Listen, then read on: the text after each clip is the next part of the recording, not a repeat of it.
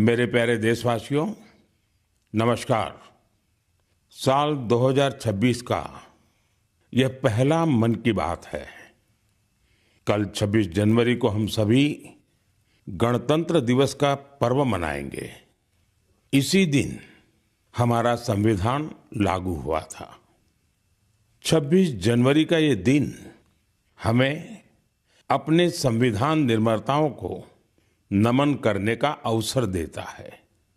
आज 25 जनवरी का दिन भी बहुत अहम है।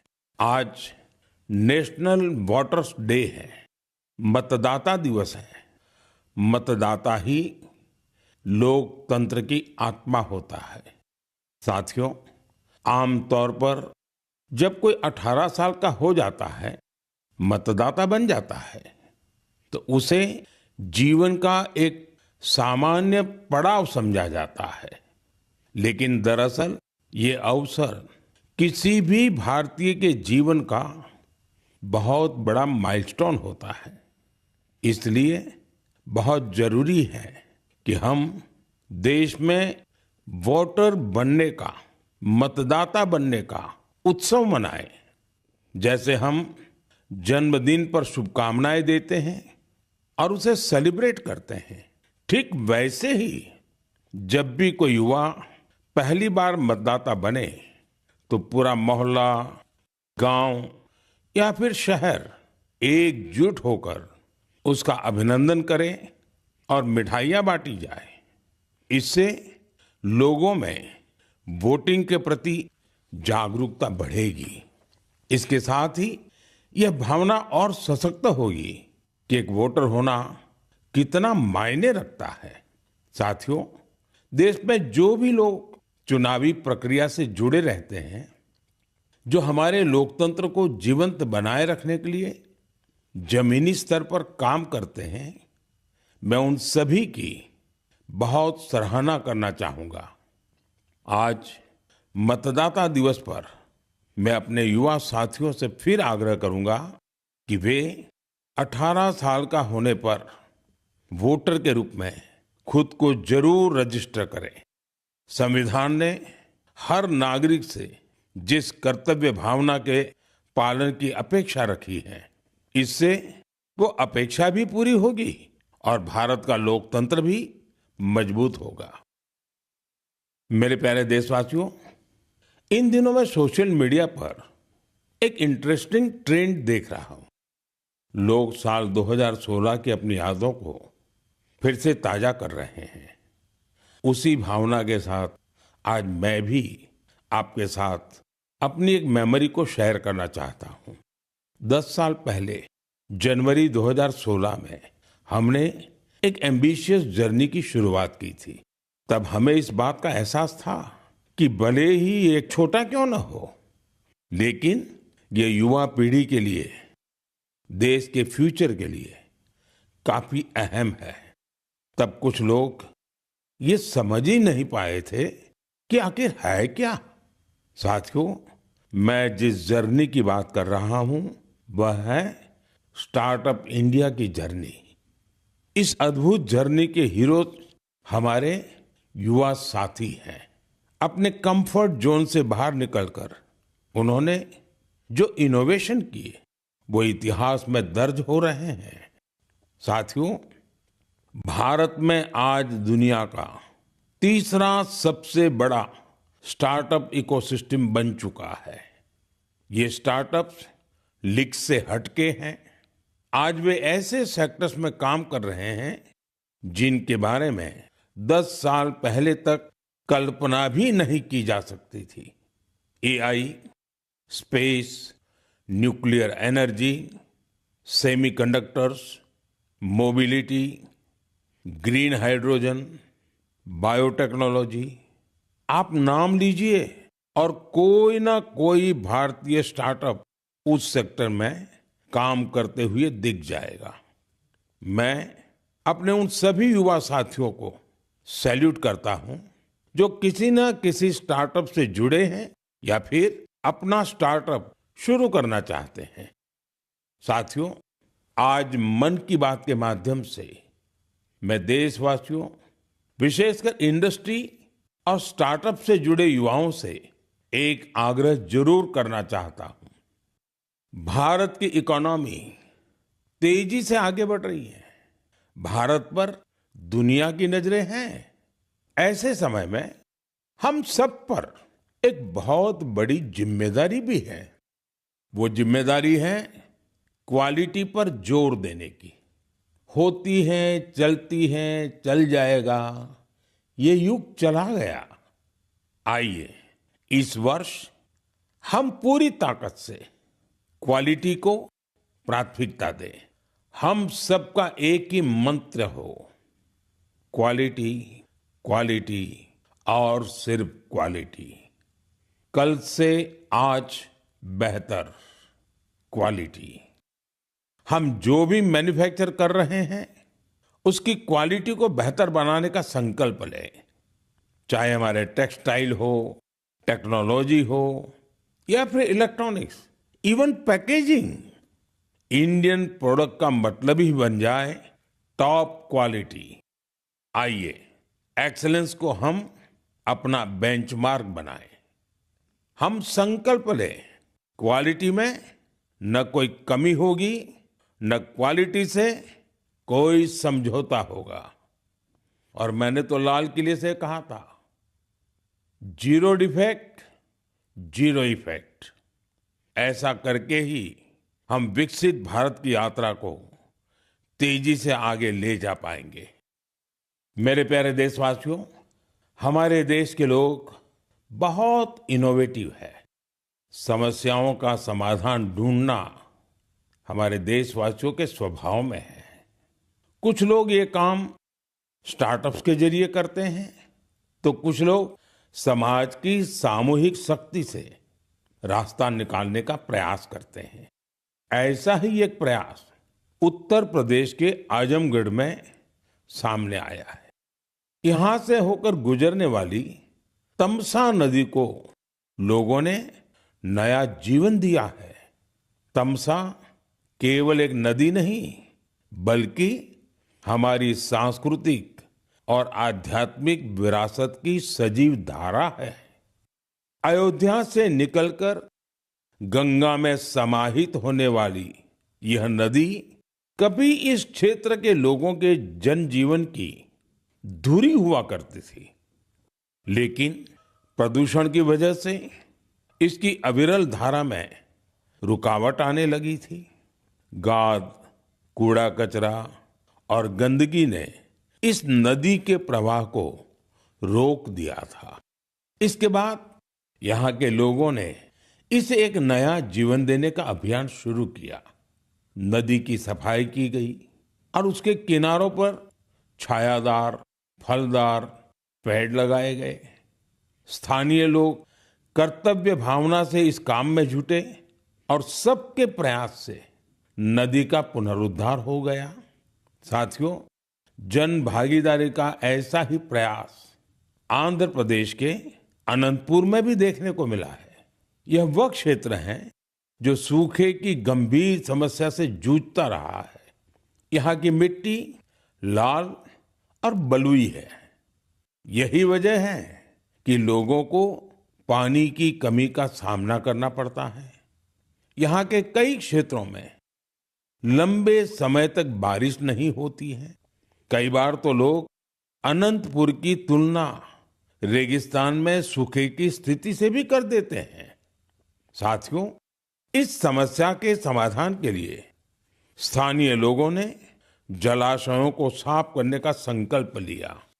फिर प्रशासन के सहयोग से यहाँ अनंत नीरू संरक्षणम प्रोजेक्ट, इसकी शुरुआत हुई।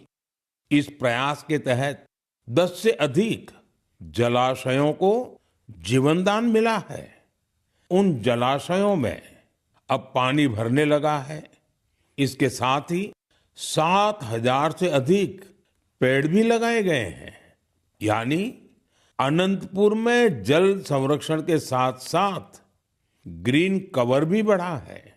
यहाँ बच्चे अब तैराकी का आनंद भी ले सकते हैं। एक प्रकार से कहें तो यहाँ का पूरा इकोसिस्टम फिर से निखर उठा है। साथियों, आजमगढ़ हो, अनंतपुर हो या फिर देश की कोई और जगह, ये देखकर खुशी होती है कि लोग एकजुट होकर कर्तव्य भाव से बड़े संकल्प सिद्ध कर रहे हैं। जन भागीदारी और सामूहिकता की यही भावना हमारे देश की सबसे बड़ी ताकत है।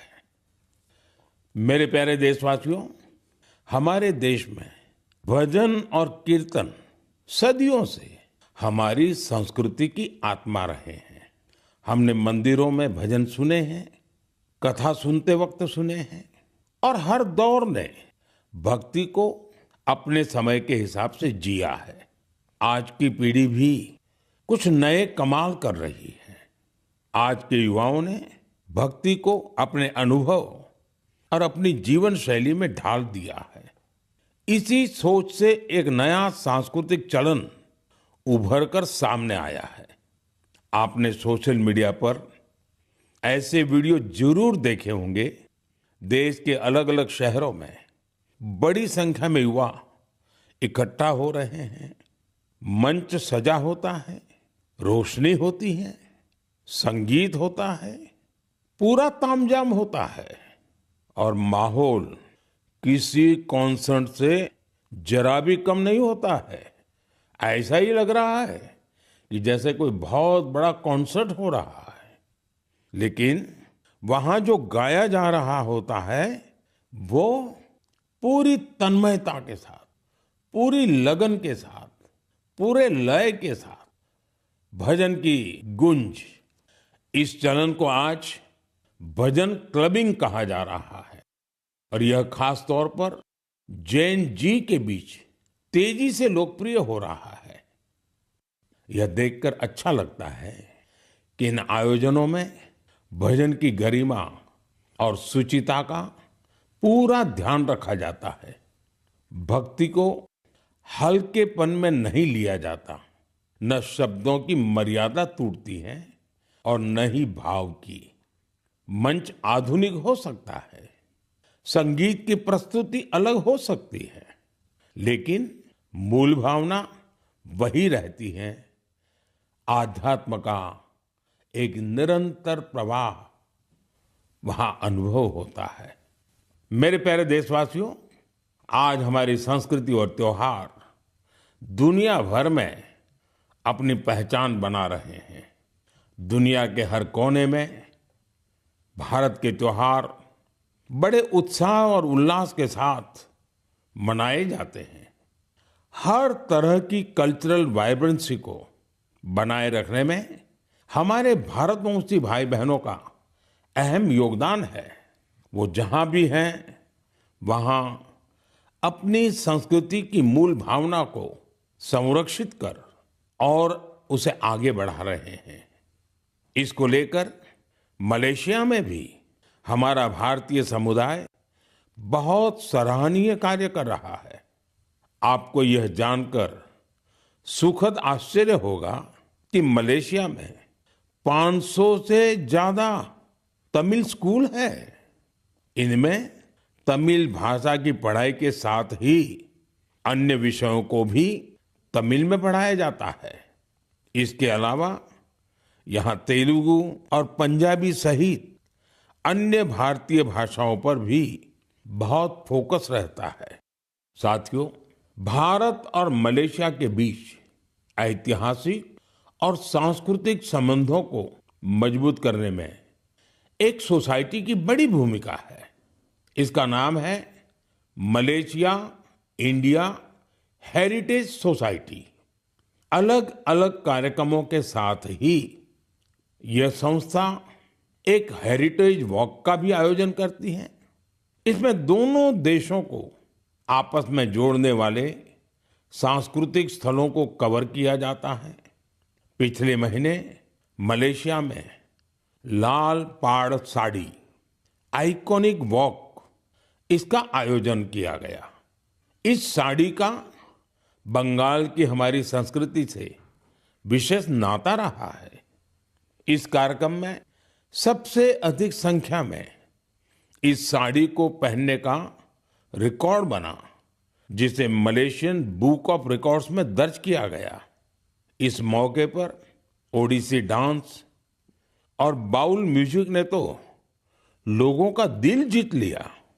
मैं कह सकता हूं, साया बरबांगा देंगान डियास्पोरा इंडिया दी मलेशिया, मेरे का मंबावा इंडिया दान मलेशिया, सेमाकिन रापा। मलेशिया के हमारे भारतवंशियों को मेरी बहुत बहुत शुभकामनाएं। मेरे प्यारे देशवासियों, हम भारत के किसी भी हिस्से में चले जाएं, वहां हमें कुछ न कुछ असाधारण, अभूतपूर्व होते हुए जरूर दिख जाता है। कई बार मीडिया की चकाचौंध में ये बातें जगह नहीं बना पाती, लेकिन इनसे पता चलता है कि हमारे समाज की असली शक्ति क्या है। इनसे हमारे उन वैल्यू सिस्टम्स की भी झलक मिलती है जिनमें एकजुटता की भावना सर्वोपरि है। गुजरात में बेचरा जी के चंदन की गांव की परंपरा अपने आप में अनूठी है। अगर मैं आपसे कहूं कि यहाँ के लोग, विशेषकर बुजुर्ग, अपने घरों में खाना नहीं बनाते, तो आपको हैरत होगी। इसकी वजह गांव का शानदार कम्युनिटी किचन। इस कम्युनिटी किचन में एक साथ पूरे गांव का सबका खाना बनता है और लोग एक साथ बैठकर भोजन करते हैं। बीते 15 वर्षों से यह परंपरा निरंतर चली आ रही है। इतना ही नहीं, यदि कोई व्यक्ति बीमार है तो उसके लिए टिफिन सर्विस भी उपलब्ध है, यानी होम डिलीवरी का भी पूरा इंतजाम है। गांव का ये सामूहिक भोजन लोगों को आनंद से भर देता है। ये पहल न केवल लोगों को आपस में जोड़ती है, बल्कि इससे पारिवारिक भावना को भी बढ़ावा मिलता है। साथियों, भारत की परिवार व्यवस्था, फैमिली सिस्टम हमारी परंपरा का अभिन्न हिस्सा है। दुनिया के कई देशों में इसे बहुत कौतूहल के साथ देखा जाता है। कई देशों में ऐसे फैमिली सिस्टम को लेकर बहुत सम्मान का भाव है। कुछ ही दिन पहले ही मेरे ब्रदर यूएई के राष्ट्रपति महामहिम शेख मोहम्मद बिन जायद अल नाहयान भारत आए थे। उन्होंने मुझे बताया कि यूएई साल 2026 को ईयर ऑफ फैमिली के रूप में मना रहा है। मकसद ये कि वहां के लोगों के बीच सौहार्द और सामुदायिक भावना और मजबूत हो। वाकई यह बहुत ही सराहनीय पहल है। साथियों, जब परिवार और समाज की ताकत मिलती है तो हम बड़ी से बड़ी चुनौतियों को परास्त कर सकते हैं। मुझे अनंतनाग के शेखगुंड गांव के बारे में जानकारी मिली है। यहाँ ड्रग्स, तंबाकू, सिगरेट और शराब से जुड़ी चुनौतियां काफी बढ़ गई थी। इन सब को देखकर यहाँ के मीर जाफर जी इतना परेशान हुए कि उन्होंने इस समस्या को दूर करने की ठान ली। उन्होंने गांव के युवाओं से लेकर बुजुर्गों तक सभी को एकजुट किया। उनकी इस पहल का असर कुछ ऐसा रहा कि वहां की दुकानों ने तंबाकू उत्पादों को बेचना ही बंद कर दिया। इस प्रयास से ड्रग्स के खतरों को लेकर भी लोगों में जागरूकता बढ़ी है। साथियों, हमारे देश में ऐसी अनेक संस्थाएं भी हैं जो वर्षों से निस्वार्थ भाव से समाज सेवा में जुटी हैं। जैसे एक संस्था है पश्चिम बंगाल के पूर्व मेदिनीपुर के फरीदपुर में। इसका नाम है विवेकानंद लोक शिक्षा निकेतन। ये संस्था पिछले 4 दशक से बच्चों और बुजुर्गों की देखभाल में जुटी है। गुरुकुल पद्धति की शिक्षा और टीचर्स की ट्रेनिंग के साथ ही ये संस्था समाज कल्याण के कई नेक कार्यों में जुटी है। मेरी कामना है कि निस्वार्थ सेवा का यह भाव देशवासियों के बीच निरंतर और अधिक सशक्त होता रहे। मेरे प्यारे देशवासियों, मन की बात में हम निरंतर स्वच्छता के विषय को उठाते रहे हैं। मुझे ये देखकर गर्व होता है, हमारे युवा अपने आसपास की स्वच्छता को लेकर बहुत सजग है। अरुणाचल प्रदेश में हुए एक ऐसे ही अनूठे प्रयास के बारे में मुझे जानकारी मिली है। अरुणाचल वो धरती है जहां देश में सबसे पहले सूर्य की किरणें पहुंचती हैं। यहाँ लोग जय हिंद कहकर एक दूसरे का अभिवादन करते हैं। यहाँ ईटानगर में युवाओं का समूह उन हिस्सों की सफाई के लिए एकजुट हुआ जिन पर ज्यादा ध्यान देने की जरूरत थी। इन युवाओं ने अलग अलग शहरों में सार्वजनिक स्थलों की साफ सफाई को अपना मिशन बना लिया। इसके बाद ईटानगर, नाहरलागुन, दोईमुख, सेप्पा, पालिन और पासीघाट, वहां भी ये अभियान चलाया गया। ये युवा अब तक करीब 11 लाख किलो से अधिक कचरे की सफाई कर चुके हैं। सोचिए दोस्तों, नौजवानों ने मिलकर के 11 लाख किलो कूड़ा कचरा हटाया। साथियों, एक और उदाहरण असम का है। असम के नागांव में वहां की पुरानी गलियों से लोग भावनात्मक रूप से जुड़े हैं। यहाँ कुछ लोगों ने अपनी गलियों को मिलकर साफ करने का संकल्प लिया। धीरे धीरे उनके साथ और लोग जुड़ते गए। इस तरह एक ऐसी टीम तैयार हो गई जिसने गलियों से बहुत सारा कचरा हटा दिया। साथियों, ऐसा ही एक प्रयास बेंगलुरु में हो रहा है। बेंगलुरु में सोफा वेस्ट एक बड़ी समस्या बनकर सामने आया है। इसलिए कुछ प्रोफेशनल्स एकजुट होकर इस इश्यू को अपने तरीके से सॉल्व कर रहे हैं। साथियों, आज कई शहरों में ऐसी टीमें हैं जो लैंडफिल वेस्ट की रिसाइकलिंग में जुटी हैं। चेन्नई में ऐसी ही एक टीम ने बहुत बेहतरीन काम किया है।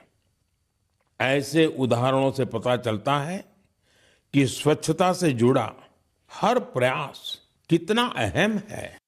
हमें स्वच्छता के लिए व्यक्तिगत तौर पर या फिर टीम के तौर पर अपने प्रयास बढ़ाने होंगे, तभी हमारे शहर और बेहतर बनेंगे।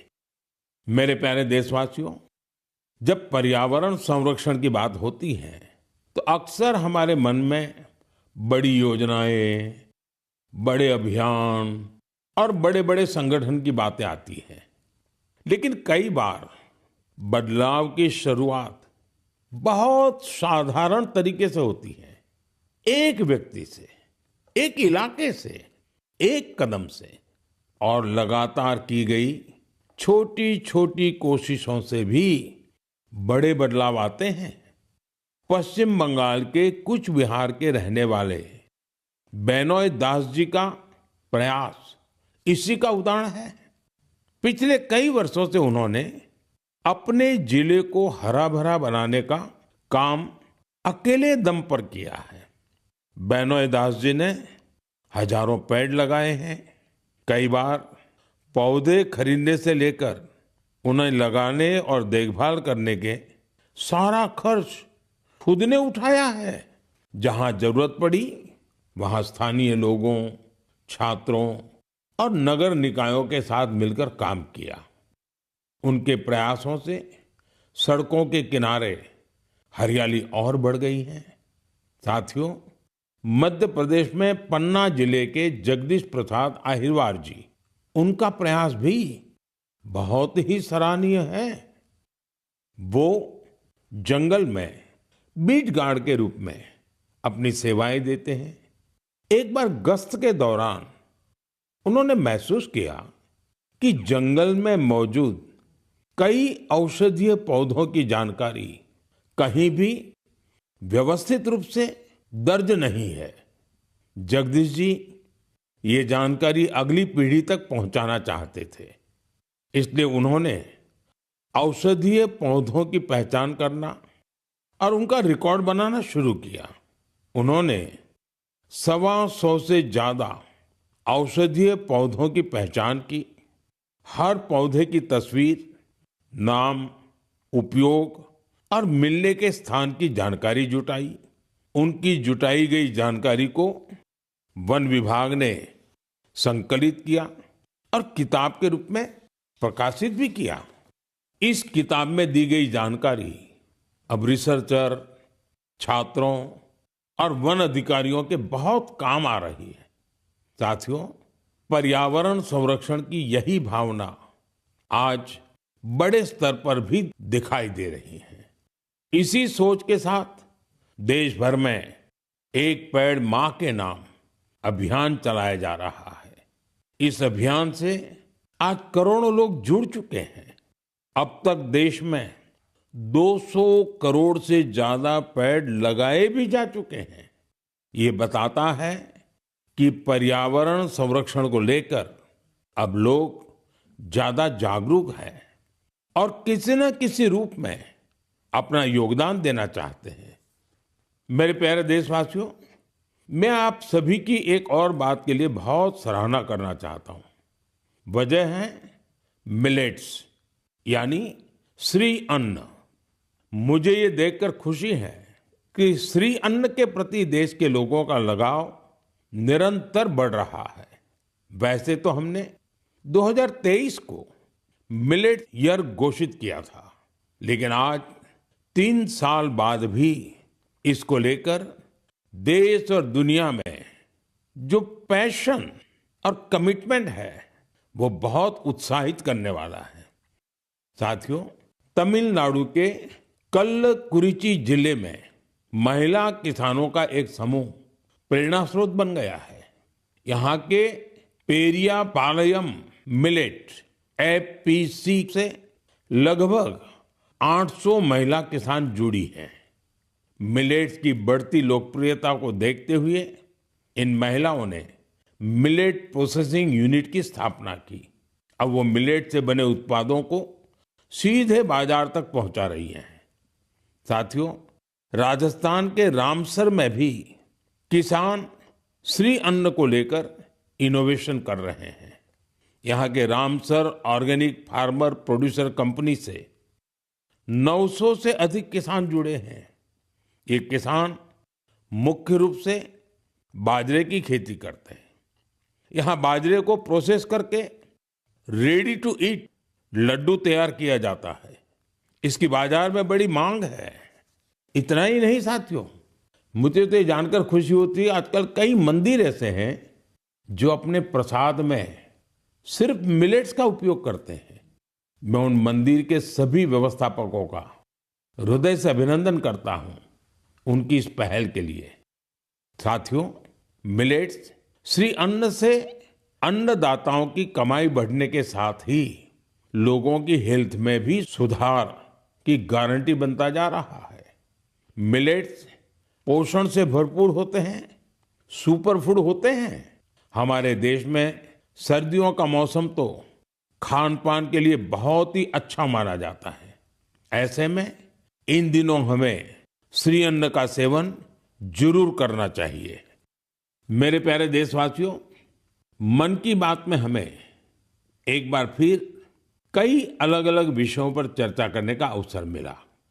ये कार्यक्रम हम सभी को अपने देश की उपलब्धियों को महसूस करने और सेलिब्रेट करने का अवसर देता है। फरवरी में ऐसा ही एक और अवसर आ रहा है। अगले महीने इंडिया एआई इम्पैक्ट समिट होने जा रही है। इस समिट में दुनिया भर से विशेषकर टेक्नोलॉजी के क्षेत्र से जुड़े एक्सपर्ट भारत आएंगे। यह सम्मेलन एआई की दुनिया में भारत की प्रगति और उपलब्धियों को भी सामने लाएगा। मैं इसमें शामिल होने वाले हर किसी का हृदय से अभिनंदन करता हूं। अगले महीने मन की बात में इंडिया एआई इम्पैक्ट समिट पर हम जरूर बात करेंगे। देशवासियों की कुछ अन्य उपलब्धियों की भी चर्चा करेंगे। तब तक के लिए मुझे मन की बात में विदा दीजिए। कल के गणतंत्र दिवस के लिए एक बार फिर आप सभी को मेरी बहुत बहुत शुभकामनाएं। धन्यवाद।